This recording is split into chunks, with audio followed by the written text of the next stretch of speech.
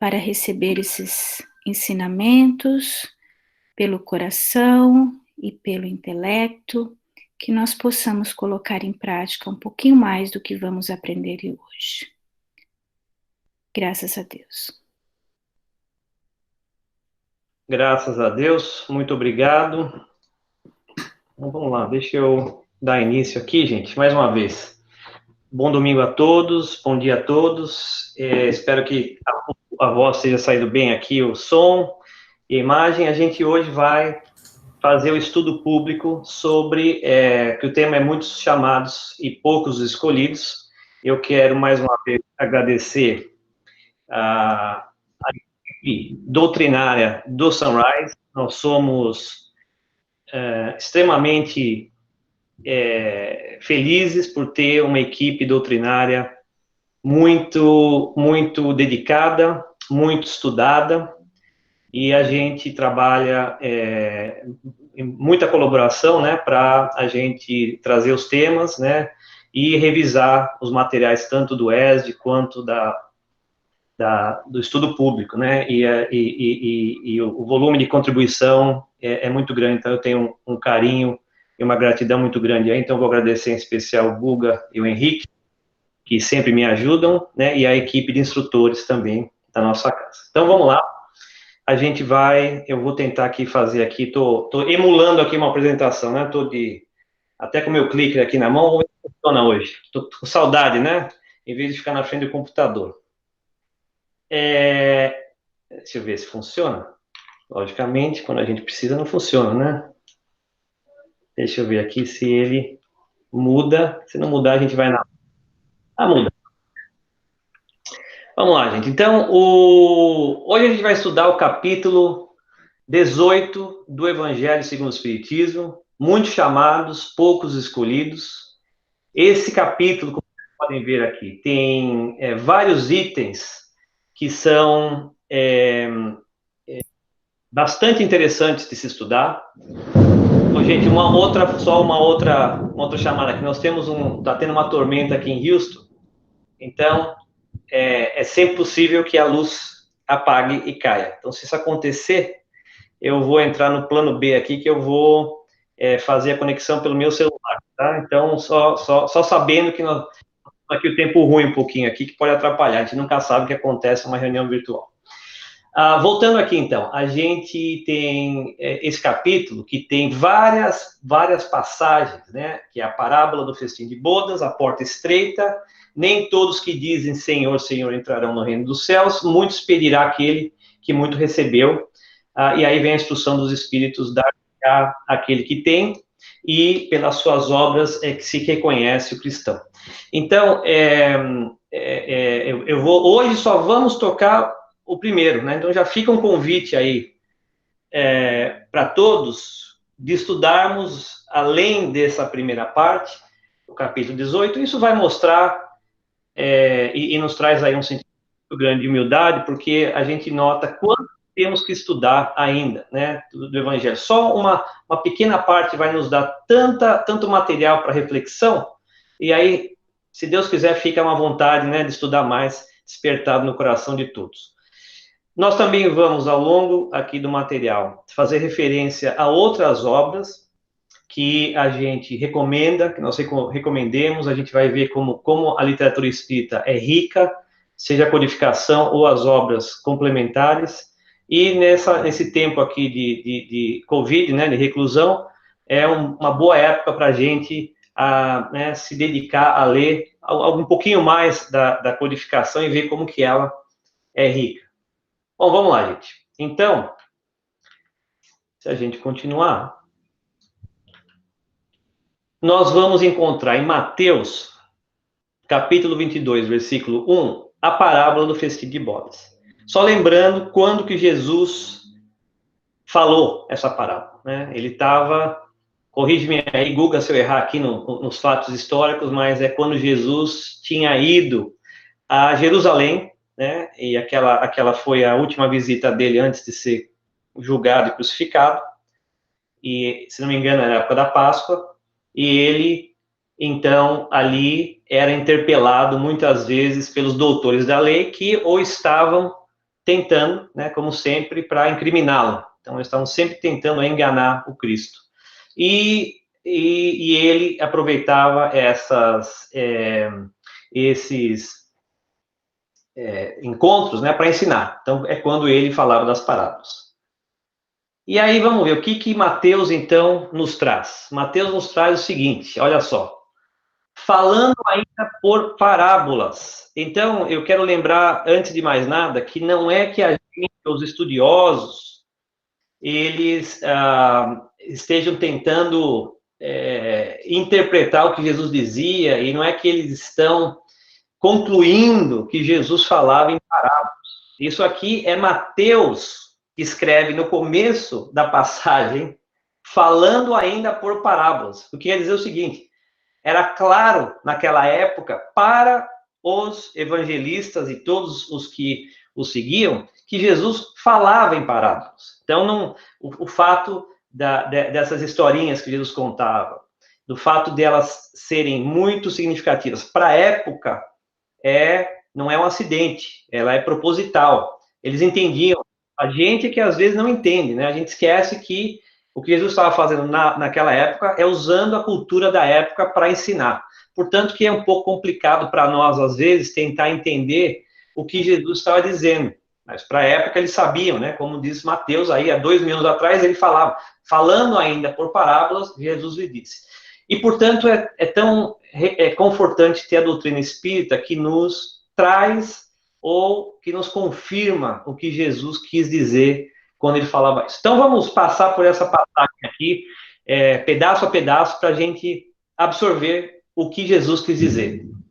Disse-lhe Jesus, o reino do céu se assemelha a um rei que, querendo festejar as bodas de seu filho, né, o casamento, despachou seus servos a chamar para as bodas os que tinham sido convidados.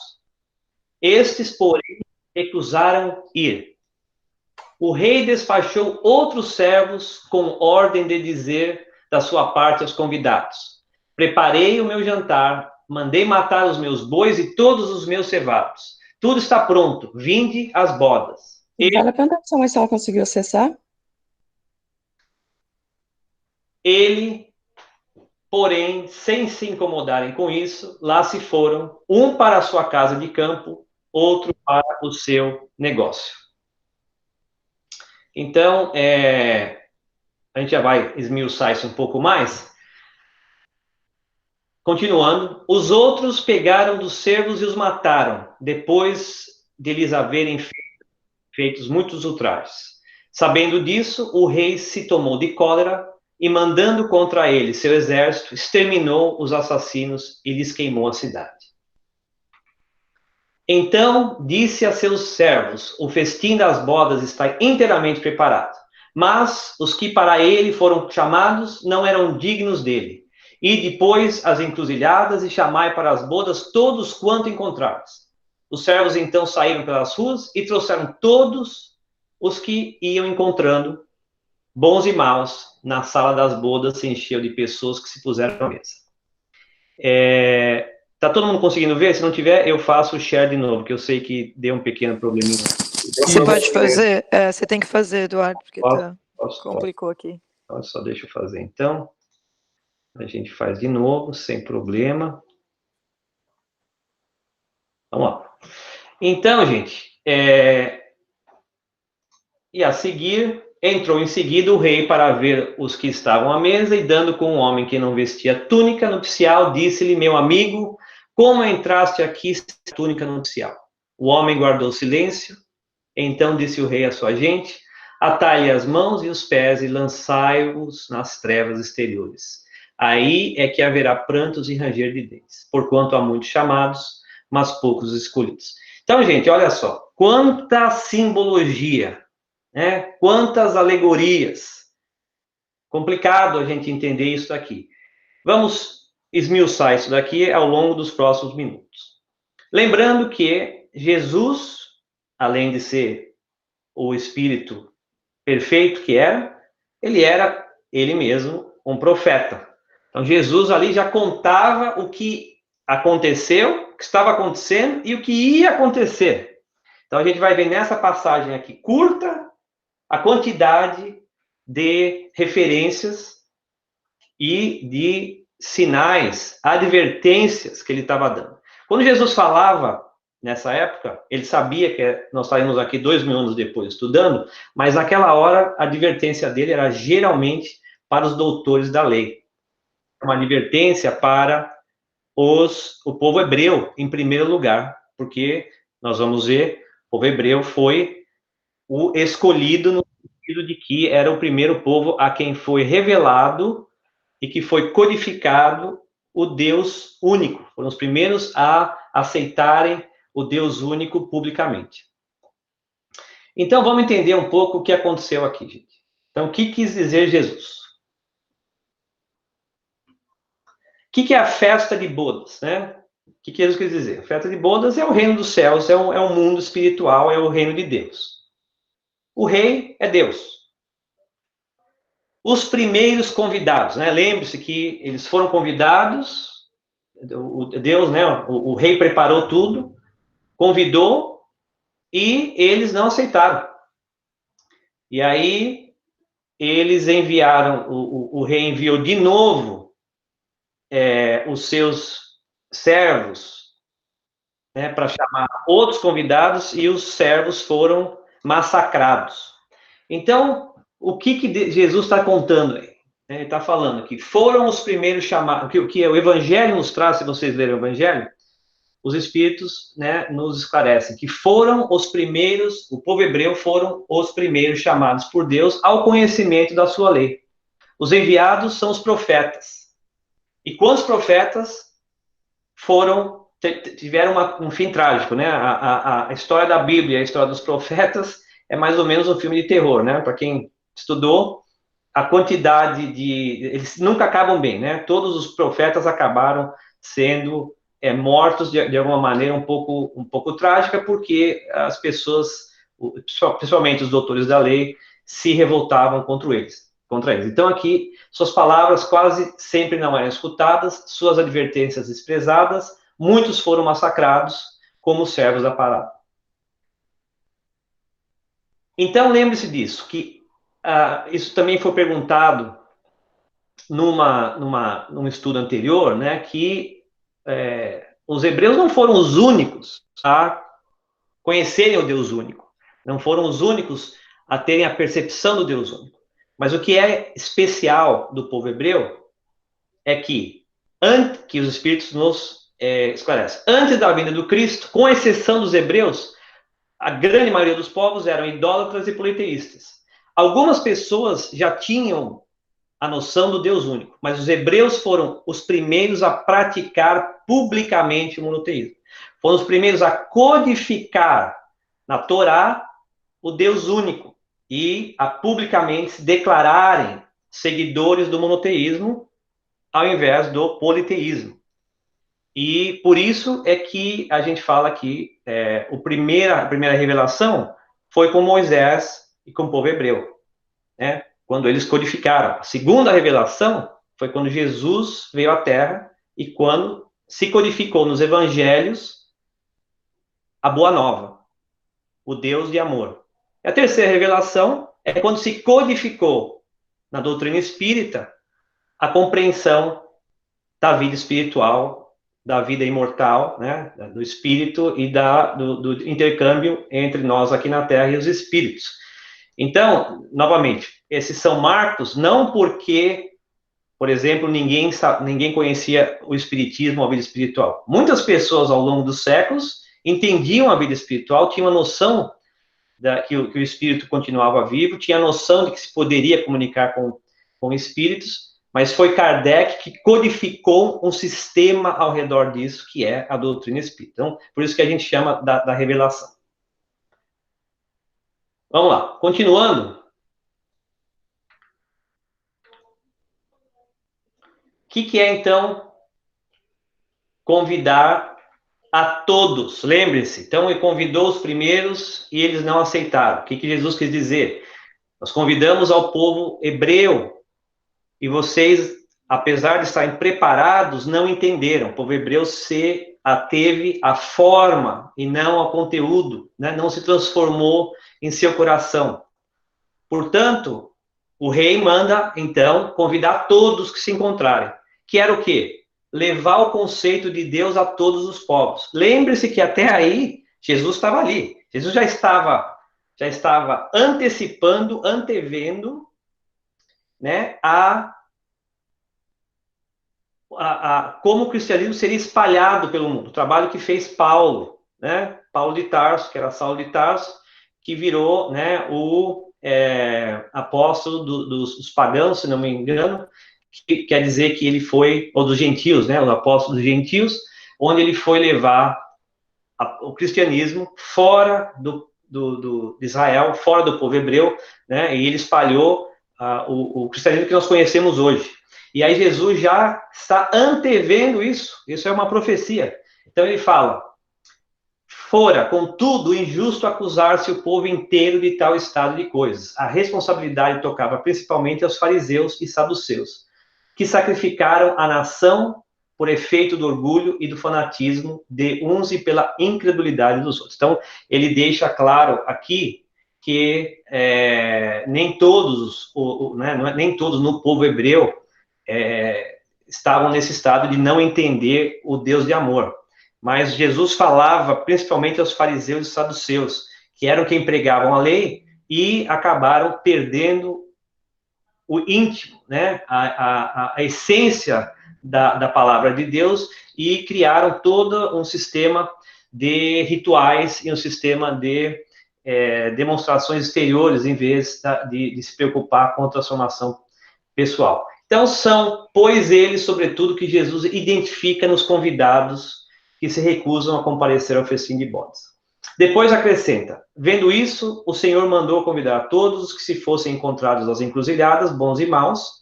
E aí, novamente, o que ele queria dizer é que a palavra de Jesus seria espalhada pelo mundo.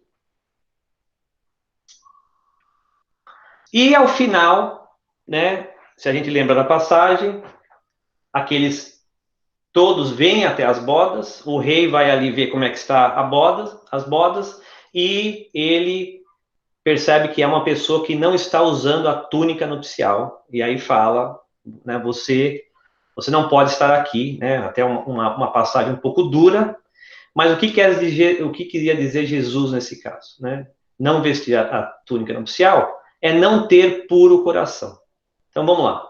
Mas não basta ninguém ser convidado, não basta dizer-se cristão, nem sentar-se à mesa para tomar parte no banquete celestial. É preciso, antes de tudo, sob condição expressa, estar revestido da túnica nupcial, isto é, ter puro coração e cumprir a lei segundo o Espírito. E, ora, a lei toda se contém nessas palavras: fora da caridade não há salvação.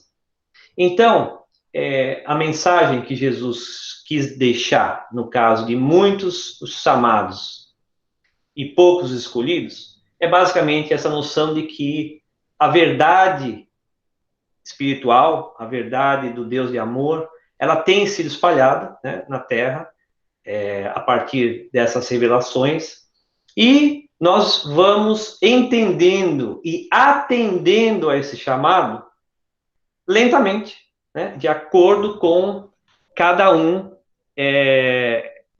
Edu, meu amigo, você tem que voltar a reapresentar aí. Pode deixar, estou vendo aqui, vou fazer aqui, eu vou pedir para... isso, eu vou fazer aqui a apresentação novamente. Então, vamos lá, gente. Então, esse pedido, ele é atendido por nós de acordo com o nosso grau evolutivo. Por isso que são poucos os escolhidos, quer dizer, nós somos gradualmente, nós vamos entendendo, vamos despertando a nossa consciência e vamos atendendo a esse chamado. Eu sei que eu tenho que fazer de novo aqui, gente. Eu vou fazer. Alguém aqui está tendo um pouquinho de problema com... Eu vou pedir para as pessoas, por favor, não apertarem a palavra apresentar no seu telefone, porque você acaba apresentando para nós, não que a gente não receba a apresentação de braços abertos, todo mundo pode apresentar, mas aí fica mais difícil eu apresentar, né? Tudo bem, né? Todo mundo chegando, legal, vamos lá.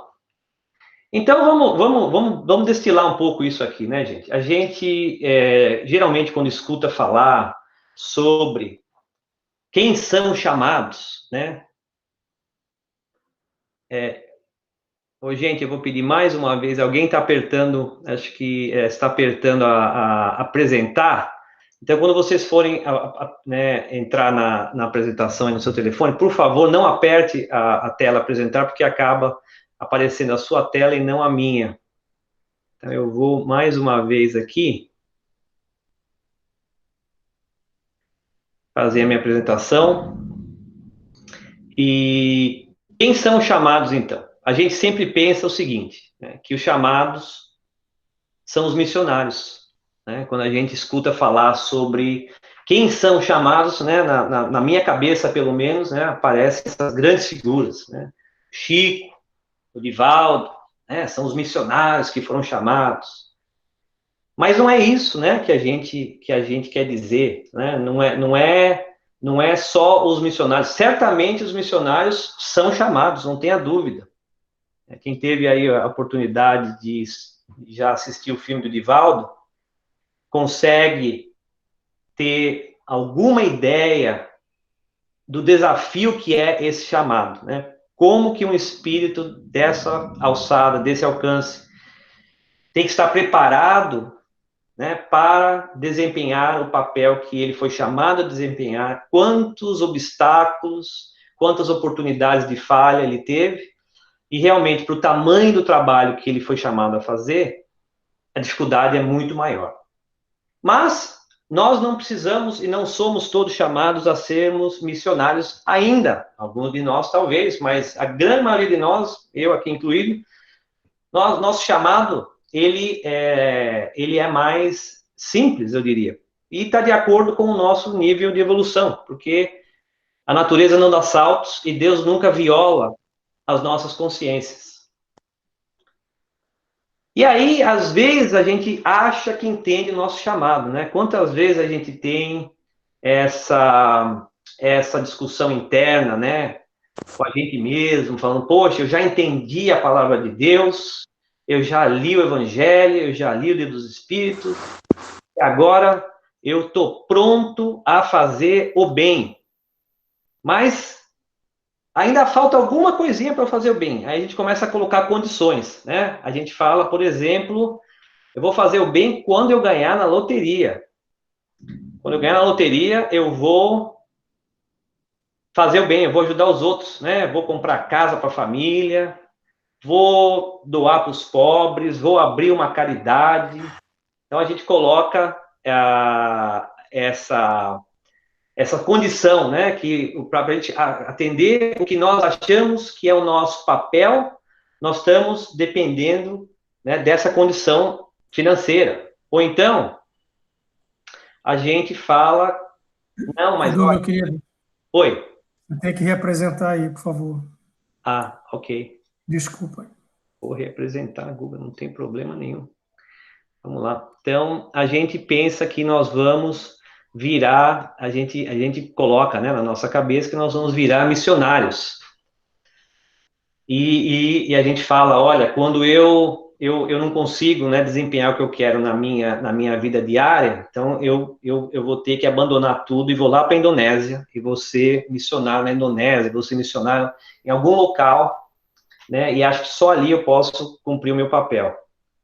Olha, quando eu for promovido, eu vou atender meu chamado. Aí sim eu vou conseguir fazer o que eu quero fazer, porque eu não concordo com o que o meu chefe faz. Mas quando eu for o chefe, eu vou conseguir mudar as coisas.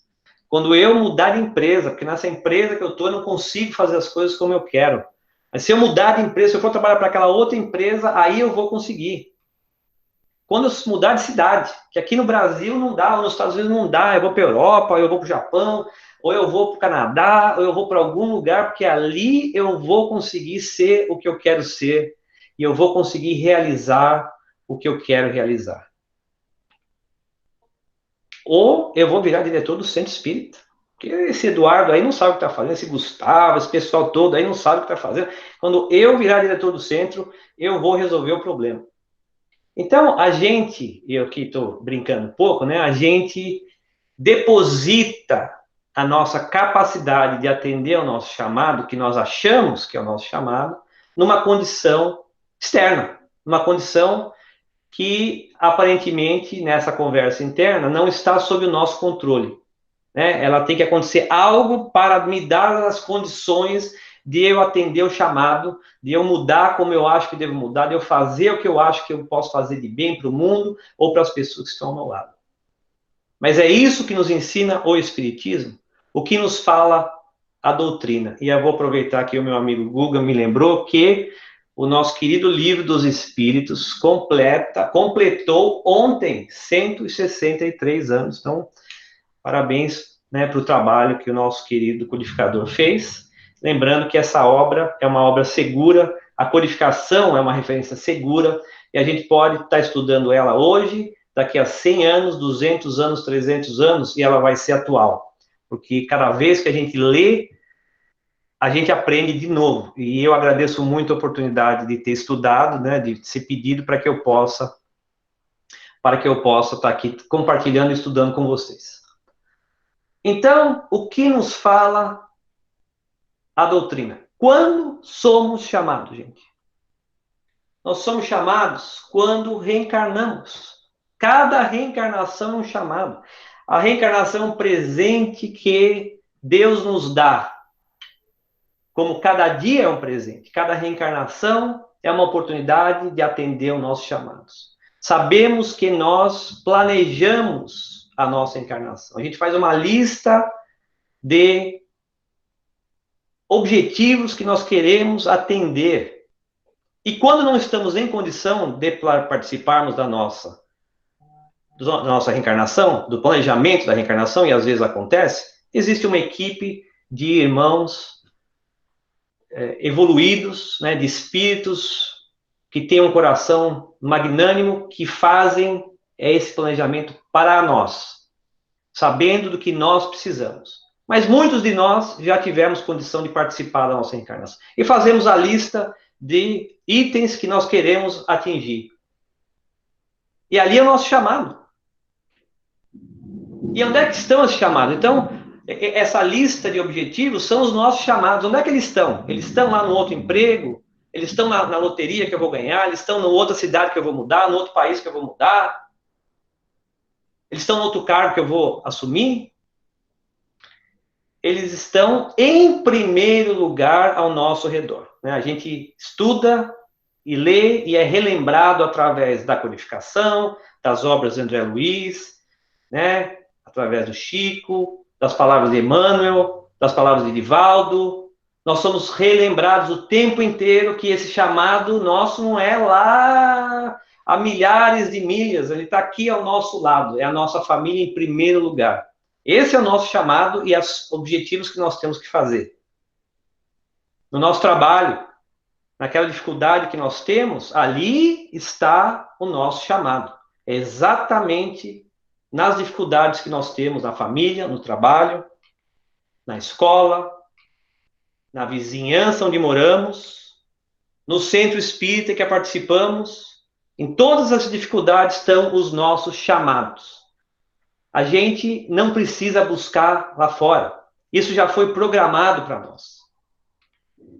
Dentro de nós está essa lista de objetivos. Mas a gente às vezes fala, né, primeiro, e a gente fala, mas será que isso é verdade? Será que isso acontece? E eu vou aqui aproveitar para lembrar, nós temos grandes exemplos dos pequenos chamados, mas também dos grandes chamados. O que eu quero dizer com isso? Nós vamos evoluindo, né? Nós vamos aprendendo, acumulando conhecimento e despertando a consciência, e em alguns momentos nós temos uma virada importante na nossa história. Essa virada não acontece todo dia, não precisa acontecer todo dia.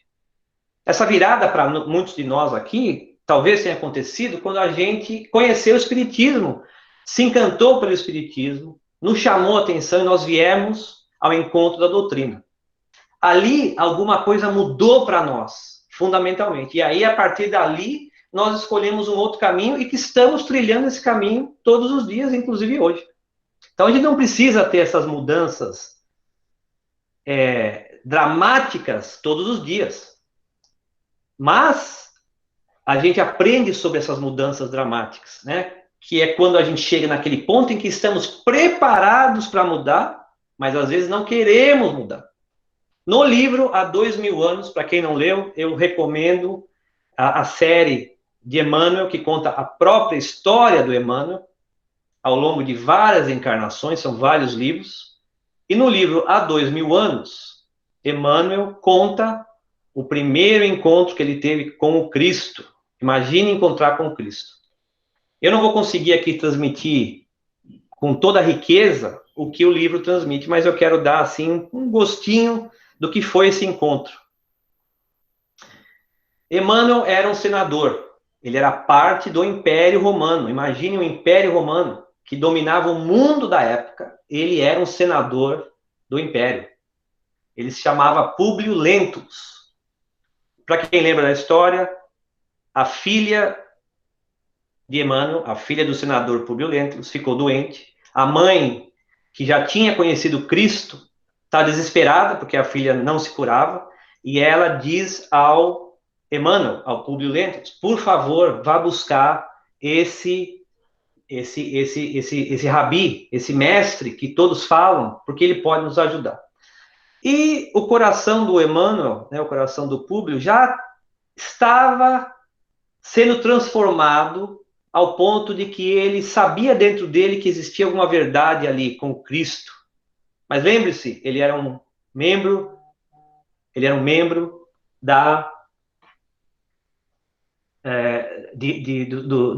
do Império Romano, cheio de orgulho, cheio de títulos, convencido de que o Império Romano iria continuar dominando a Terra. Então, essa dualidade dentro dele, será que eu deixo, será que eu abro mão de tudo isso por algo que eu nem conheço, ou por um mestre que fala de coisas que eu não entendo ainda? Então, eu não vou ler tudo aqui, porque tem um monte de palavrinha, mas o que acontece ali? Ele se encontra com Jesus, ele vai à noite se encontrar com Jesus, porque ele tinha vergonha. Então, em vez de se encontrar de dia, pela sua posição, ele escolhe encontrá-lo à noite, escondido. E o seu coração se toca profundamente quando ele se encontra com Cristo. Era uma confusão muito grande. Inclusive, ele achava que estava sonhando por não compreender aqueles sentimentos que os envolviam. Porque imagine você encontrar com Cristo, principalmente se você já está preparado para mudar. Então, a obra é bela. Você lê aqui e fala: lágrimas ardentes rolaram-lhe dos olhos que raras vezes haviam chorado. Esse homem era duro. E força misteriosa e invencível fê-lo ajoelhar na relva lavada em luar. E Jesus perguntando. Jesus já sabia tudo, né? Mas pergunta: senador, por que me procuras? E fala para ele: fora melhor que me procurasses publicamente e na hora mais clara do dia, para que pudesses adquirir de uma só vez e para toda a vida a lição sublime da fé e da humildade. Ou seja, ele fala: se você tivesse me procurado de dia, você teria se forçado a se humilhar e o seu coração me aceitaria imediatamente. Mas você quis escolher o caminho um pouco mais longo, né? Se escondeu. Você ainda está titubeando, você está hesitando ainda. E ele vai falar ali que Jesus fala: eu não vim mudar o mundo, eu não vim mudar as leis. E não quero mudar a tua natureza. Ele fala: mas eu não venho buscar o homem de estado superficial e orgulhoso. Olha só, ele fala: eu não venho buscar o homem de estado superficial e orgulhoso, que só os séculos de sofrimento podem encaminhar ao regaço do meu Pai. Ele já sabia o quanto que Emmanuel ia sofrer por não querer atender naquele momento o chamado, porque se ele estava ali na presença do Cristo, é porque ele sabia que estava sendo chamado, ele se sentia chamado, mas ainda o orgulho, ainda o glamour de ser um homem do império, não permite, porque ele é que ajudava os cristãos, né? Não vamos esquecer disso. ter que abrir mão de tudo isso e mudar de posição, que é o que fez Paulo, ele, por alguma razão, não se sentia ainda preparado. Então, Jesus ali fala, depois de longos anos de desvio do bom caminho e pelo sendal dos erros clamorosos, encontras hoje um ponto de referência para a regeneração de toda a tua vida. Está no teu querer ou aproveitá-lo agora, ou daqui a alguns milênios. Jesus falou, você está preparado, Públio. Você pode me seguir agora, você pode mudar toda a tua existência, ou daqui a alguns milênios. Soa para o teu espírito, nesse momento, um minuto glorioso, se conseguires utilizar a tua liberdade, não é o que eu quero, é o que você quer, você é livre, livre-arbítrio. Utilize a tua liberdade para que seja ele em teu coração, doravante um cântico de amor, de humildade e de fé na hora indeterminável da redenção, dentro da eternidade. Mas ninguém poderá agir contra a tua própria consciência. Olha só, Jesus dando uma lição de livre-arbítrio. Jesus dizendo, ninguém pode violar a tua consciência. A escolha é tua. Eu estou te simplesmente lembrando que esse é um momento de escolha e que você pode escolher, você tem condição. Você já adquiriu uma maturidade espiritual para poder fazer essa mudança. E se quiseres desprezar indefinidamente esse minuto de todos, que foi o que aconteceu. Né? Jesus fala, pastor das almas humanas, desde a formação deste planeta, Jesus já era pastor das almas humanas há 4,5 bilhões de anos, há muitos milênios venho procurando reunir as ovelhas tresmalhadas, tentando trazer-lhes o coração as alegrias eternas do reinado de Deus e da sua justiça. O que fez Públio Lentulus nesse momento? Resolveu que não era a hora de aceitar o Cristo.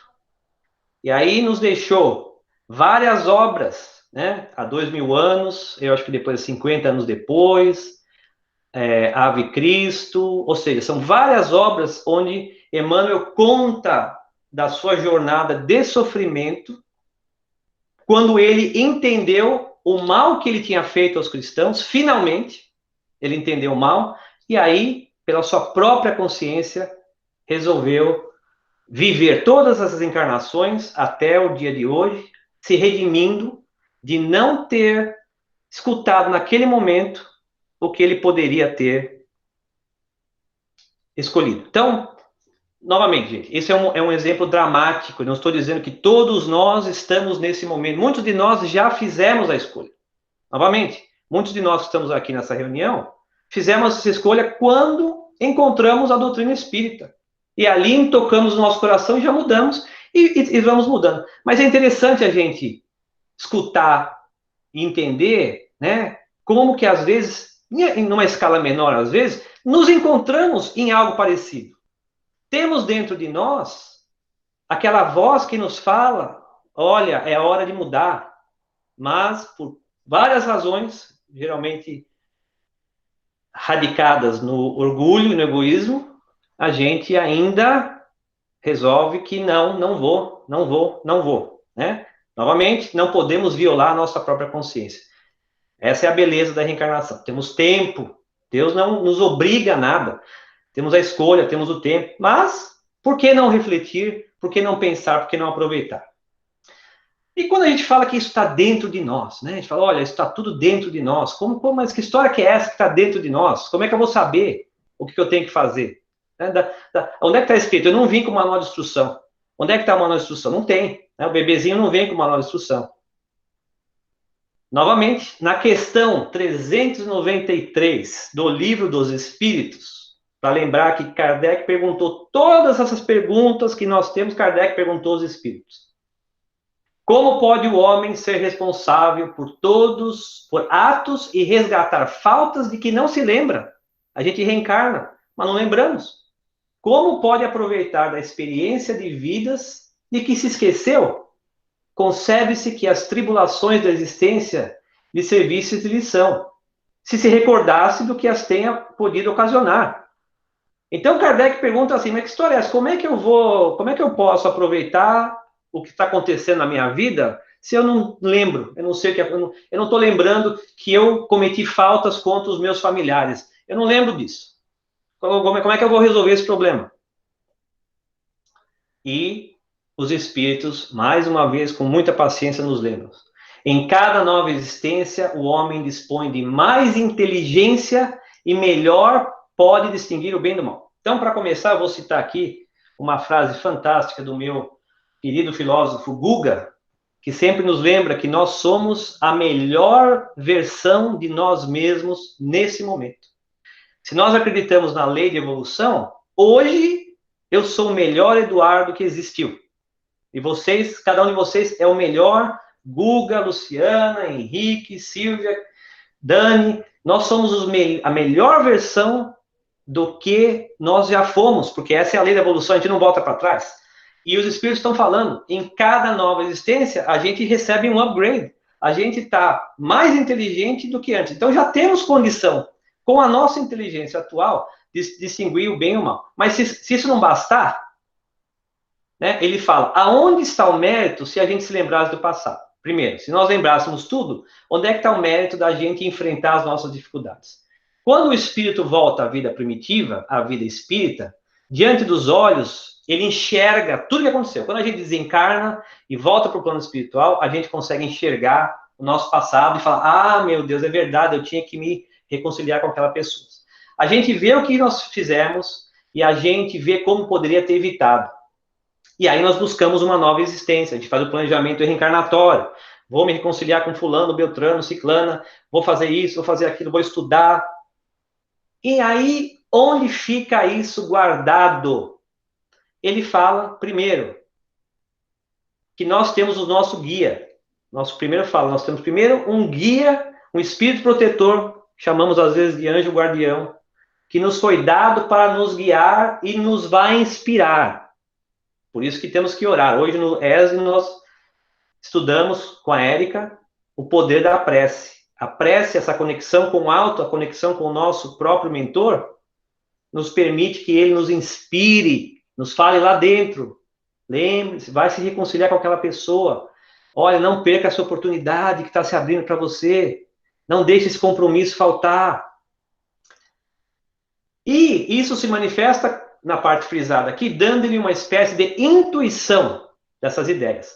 Tendes essa intuição no pensamento, às vezes no desejo criminoso que frequentemente vos assalta e que instintivamente resistis. Então, quando às vezes nós temos aquela vontade de fazer algo errado e a gente resiste, pode contar que você está abordando uma dessas dificuldades, um desses compromissos, um desses chamados, falar, não, eu sei que eu tenho esse defeito, eu sei que eu não devo fazer. Isso é uma vitória. Atribuindo, a mais das vezes, essa resistência aos princípios que recebestes dos vossos pais, quando é a voz da consciência que vos fala. Não que os pais não contribuam, os pais nos ajudam, e muito, a nós despertarmos a nossa consciência. Mas nós não podemos depositar no nosso pai, no nosso chefe, na nossa esposa, a resposta do que nós temos que fazer. A resposta de cada um de nós, e novamente, a família nos ajuda a aprender a despertar, mas essa voz está dentro de cada um, é a nossa consciência. Portanto, todos nós já temos dentro de nós, em nossa consciência, essa lembrança do passado. Não explícita, mas é essa voz que nos guia, que nos dá aquela sensação, que nos alerta, que nos faz sentir bem quando fazemos algo bom, quando damos um passo correto, nos sentimos bem. Quando não damos um passo correto, a gente se sente mal e não sabe por quê. Fala, eu acho que eu tenho que ir nessa direção, mas eu não estou me sentindo bem. Eu estou me sentindo inseguro e angustiado. Ora, insegurança e angústia não são bons sinais. Mesmo quando a gente não sabe aonde estamos adentrando e temos que ter coragem para tomar um passo, mas mesmo dentro dessa dificuldade, nos sentimos encorajados, temos o risco, temos o medo, mas estamos encorajados, temos dentro de nós a confiança, temos a fé, esses são bons indicadores. de que aquela dificuldade que estamos tentando passar está de acordo com o plano que nós mesmos criamos. Ok? Olha, não temos, é certo, durante a vida corpórea, lembrança exata do que fomos, nem do bem que fizemos ou mal que fizemos nas outras vidas, mas temos de tudo isso a intuição, sendo as nossas tendências instintivas uma reminiscência do passado. Cada um aqui se conhece. Eu conheço esse cara aqui. Cada um de vocês se conhece. Eu sei quais são as minhas tendências. E se eu parar para pensar, eu consigo saber, com certeza, onde é que eu tenho que trabalhar. E aí, Jesus pede para que nós sejamos missionários, Divaldo Francos, a mãe, a Madre Teresa, o Chico. Não, Jesus falou que o seu jugo é leve. E a gente sempre usa essas duas questões do Livro dos Espíritos para nos lembrar que esse jugo é leve. Questão 909. Kardec pergunta aos Espíritos: poderia sempre o homem, pelos seus esforços, vencer as suas más inclinações? Olha que resposta fantástica. Sim, e por vezes fazendo esforços bem pequenos. Emmanuel, ou Públio Lentulus, ele não precisava se transformar em 180 graus. Ele estava pronto. Jesus falou para ele: você já desenvolveu em você as condições da mudança, é por isso que você está aqui falando comigo, senão você nem daria bola para mim. Você está aqui falando comigo e você já sabe o que tem que ser mudado dentro de você. Falta um passinho. É um passo que vai mudar a sua vida. E muito, mas é um passinho. É você tomar o próximo passo. E o que nos falta é vontade. Por quê? Porque a nossa forma de ser é muito confortável. O que nós estamos fazendo, os nossos hábitos, os nossos tiques, os nossos maus hábitos, eles são confortáveis, são familiares. Para que mudar? A mudança exige esforço, como nos lembrou a Érica hoje no estudo do ESE, né? Para você adquirir um novo hábito, você tem que praticá-lo por pelo menos 21 dias sem interrupção. É isso que os cientistas, né, nos vêm auxiliar. Falta vontade. 21 dias, meu Deus. A gente vai ficar vivo, às vezes, uma vida inteira, mas não podemos pegar 21 dias para investir, para mudar um hábito. Quão poucos dentre vós fazem esforços, né? Ainda nos dão um tapinha. Então, assim, são poucos de vocês que até para esse pouco vocês se dispõem a mudar. E, novamente, na questão 919, qual o meio prático mais eficaz que nós temos de melhorar e nos resistir ao mal? Um sábio da antiguidade vô-lo disse: conhece-te a ti mesmo. Só a partir do nosso conhecimento interior e dessa reflexão interior é que nós podemos, mais uma vez, interiorizar o nosso chamado e agir para mudar no que nós podemos mudar. Ninguém está pedindo para que nós nos transformemos em missionários, não é nada disso. Alguns de nós, em algum momento, vamos voluntariar para ser missionários. Mas não, dentro do livre-arbítrio, a gente pode escolher quando quiser fazer isso, certo?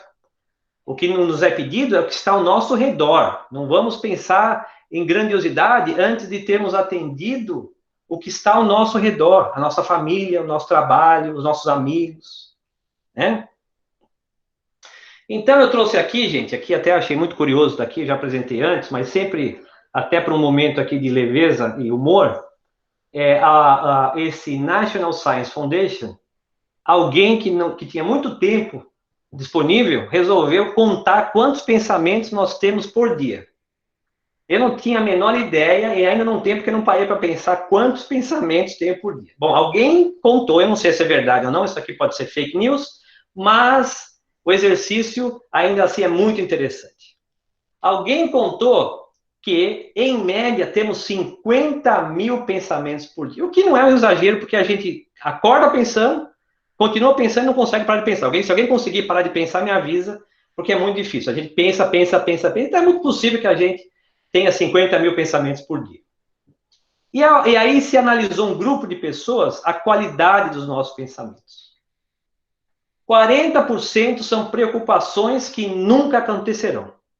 Claro que nesse momento aqui as coisas são delicadas, nós estamos aí com vírus, então é uma condição diferente, nós temos preocupações verdadeiras, né? Não quero minimizar isso. Mas vamos lembrar, há 3 meses atrás, há 4 meses atrás, quando não tínhamos essa preocupação.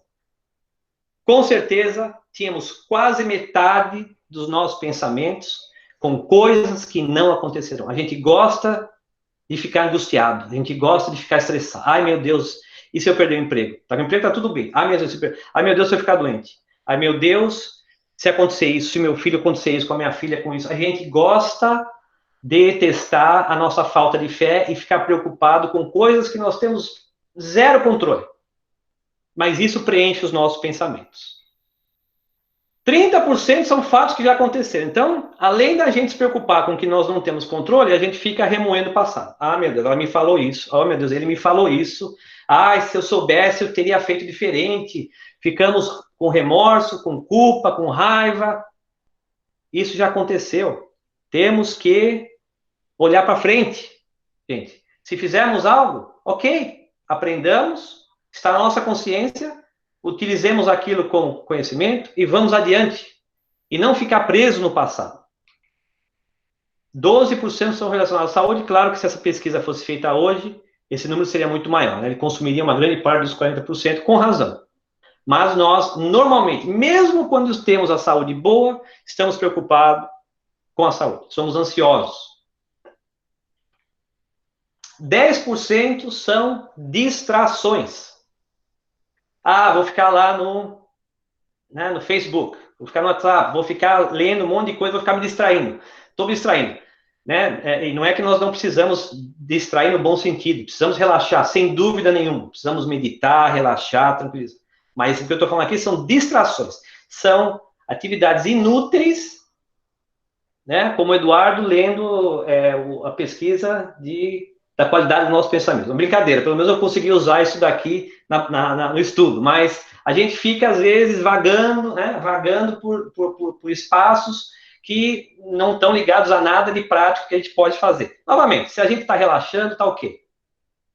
Mas a verdade é que só 8% dos nossos pensamentos são úteis, são relevantes, nos ajudam a resolver as coisas que nós precisamos, nos ajudam a atingir o bem-estar que nós queremos, nos ajudam a ajudar os outros, né? Então, veja só, novamente, eu não estou dizendo que esse estudo é verdadeiro, mas esse estudo, mesmo se ele for falso, ele nos dá elementos para reflexão muito interessantes. E nos deixou, um grande espírito nos deixou uma fórmula, né? Porque quando se perguntou como se conhecer a si mesmo, né? Essa era a pergunta lá, pergunta 919A,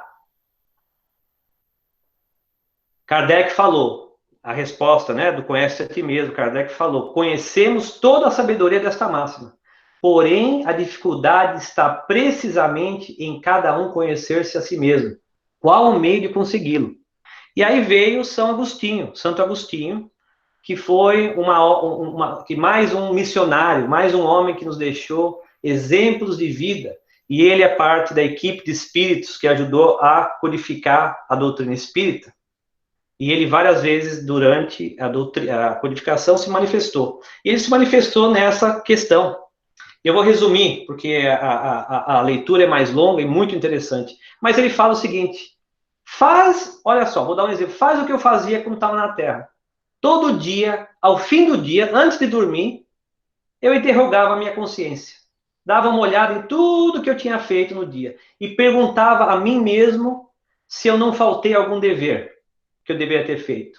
Se ninguém tivera motivo de se queixar de mim. Foi assim que cheguei a me conhecer. E a ver o que em mim precisava de reforma. Aquele que, todas as noites, evocasse todas as ações que praticou durante o dia e inquirisse de si mesmo se eu fiz o bem ou o mal, rogando a Deus, podemos fazer isso em prece, rogando a Deus e ao seu anjo guardião, que a gente sempre esquece, nosso querido anjo guardião, que o esclarecessem, grande força adquiriria para se aperfeiçoar. Porque, crede em mim, Deus o assistiria. A espiritualidade está pronta para nos ajudar. O conhecimento de si mesmo é, portanto, a chave do progresso individual. Quando estiverdes indecisos sobre o valor de uma de vossas ações, inquiri como a qualificarias, se praticadas por outra pessoa. Então, se você não sabe se você está agindo bem, pensa se alguém estivesse agindo como você. O que você acha? Como é que você enxergaria isso? Não desprezei a opinião dos vossos inimigos, porque eles são nossos melhores amigos. Deus coloca o que nós chamamos de inimigos, ou as pessoas que a gente, às vezes, tem uma encrenquinha, como um espelho. Quantas vezes a gente fala que nós enxergamos no outro, muitas vezes, aquilo que não gostamos em nós mesmos. Então, quando a gente começa a se descobrir, e começa a descobrir o que a gente não gosta na gente, a gente começa a entender por que nós, às vezes, não gostamos do comportamento de alguém. Porque simplesmente nós estamos enxergando no outro o nosso próprio comportamento. Perscrute, conseguintemente, a sua consciência, aquele que se sinta possuído de um desejo sério de se melhorar, a fim de extirpar de si os maus pendores, como do seu jardim arranca as ervas daninhas. Se puder dizer que foi bom o seu dia, poderá dormir em paz e aguardar sem receio o despertar na outra vida. Olha aqui, lição bacana que nos deixa Santo Agostinho, de uma praticidade tremenda e de uma clareza tremenda. Então, gente, eu vou encerrando aqui no horário, para lembrar, né, que a gente estudou hoje só uma pequena parte do capítulo 18, né, a parábola do festim de bodas. Ainda temos a estudar, e eu não quis trazer porque ia consumir todo o tempo, a porta estreita, né, nem todos os que dizem Senhor, Senhor entrarão no reino dos céus, muito se pedirá aquele que muito recebeu, e os espíritos, como Santo Agostinho e outros, vêm nos instruir, né, tem duas passagens aí, passagens que falam, dar-se àquele que tem, e pelas suas obras é que se reconhece o cristão. Fica, então, aí o convite para que a gente continue estudando o Evangelho, o Livro dos Espíritos, a codificação, né? Além dessas outras obras complementares que são muito seguras, né? Obras do Chico, obras do Divaldo, obras de Leon Denis, ok? Então, muito obrigado, meus queridos. Eu vou pedir para que a Silvia faça a nossa vibração agora. Eu vou, se você puder começar, Silvia, eu vou colocar. Sim. Lembrando a todos, né, se aqueles que têm a sua água próxima aí, que também durante esse processo aqui a água também é energizada.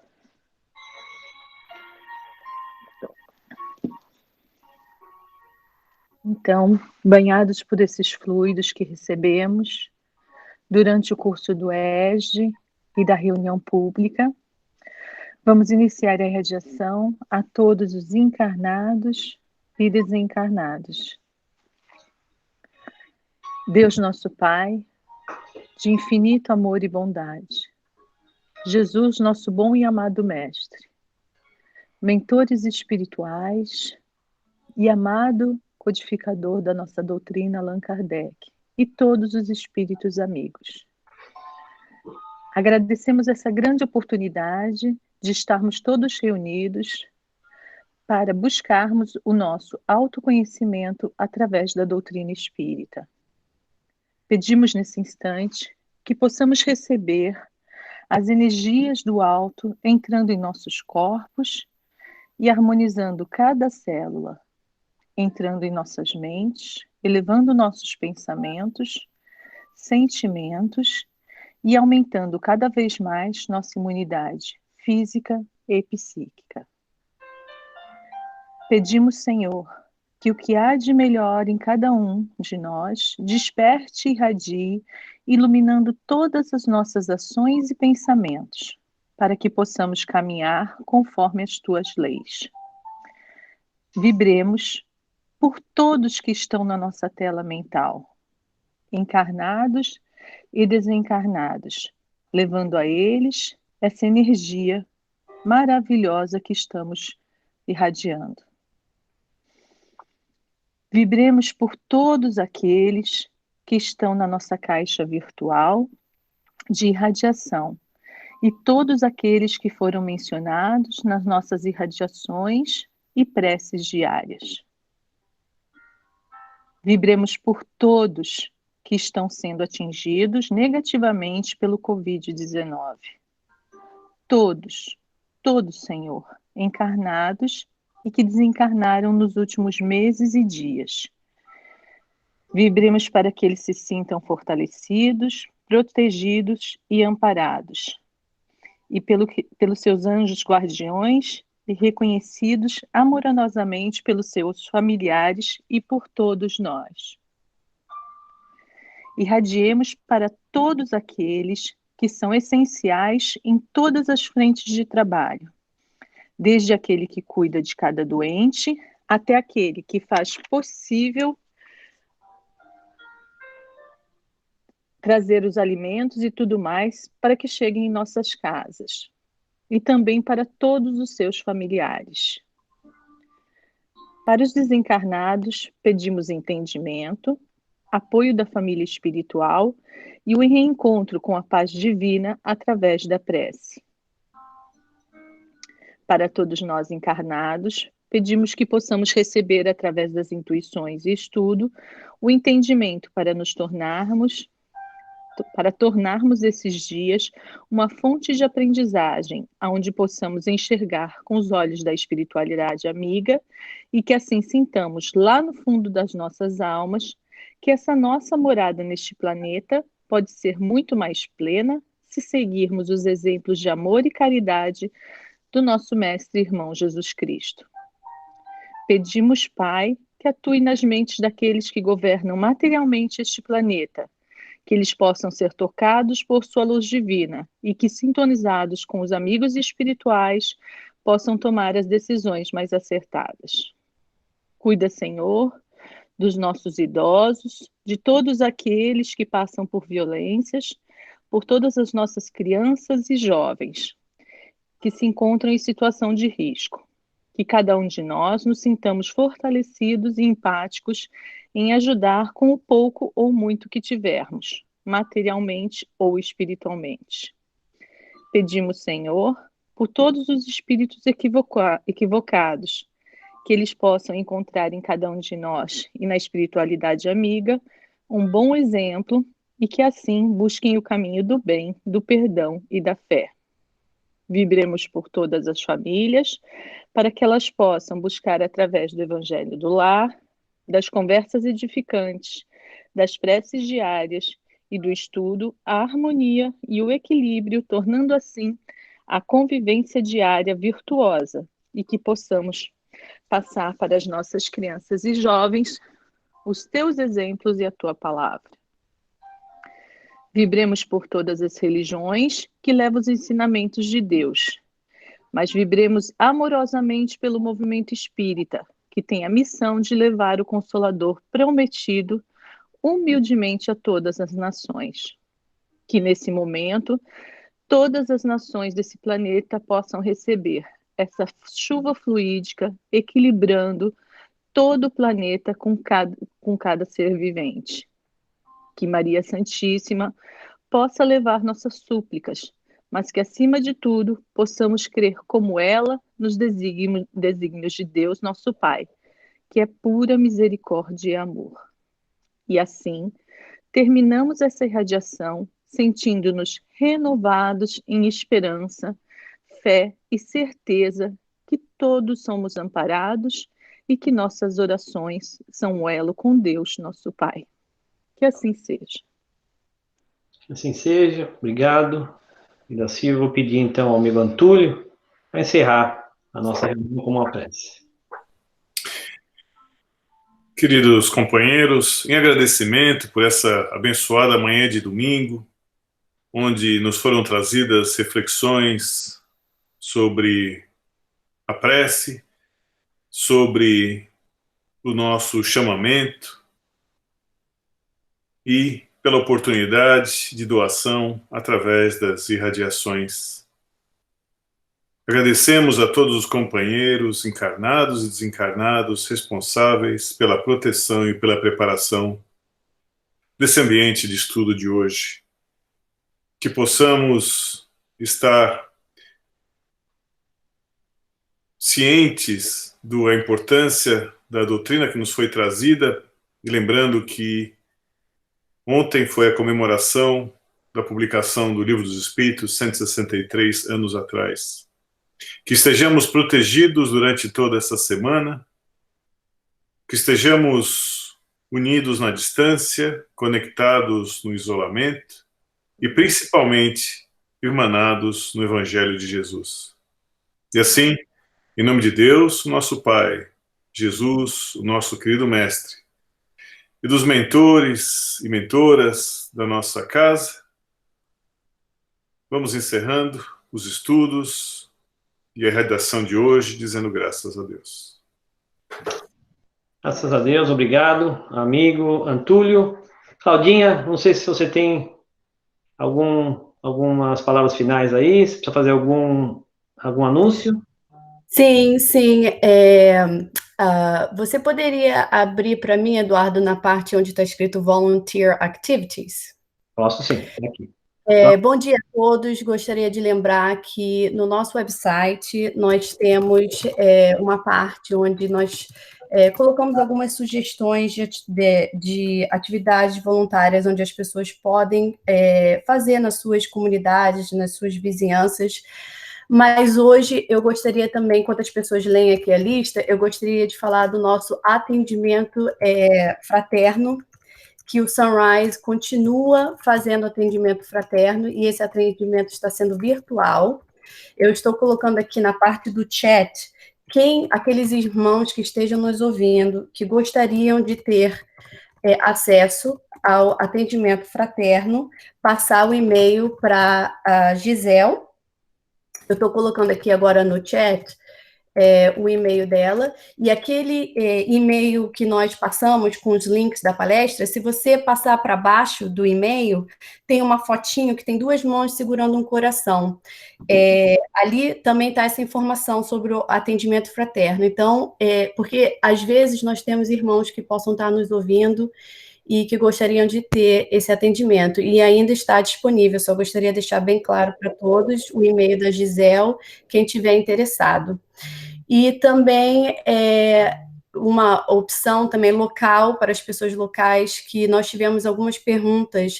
E se eu conhecer alguém que esteja precisando de comida, de coisas assim, o Houston Food Bank está dando comida para as pessoas que necessitam. Eles têm várias campanhas em vários locais.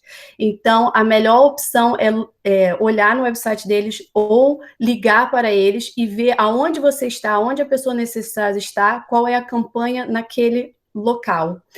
Porque muitas vezes eles estão dando na escola ou numa igreja, então essa seria a melhor opção.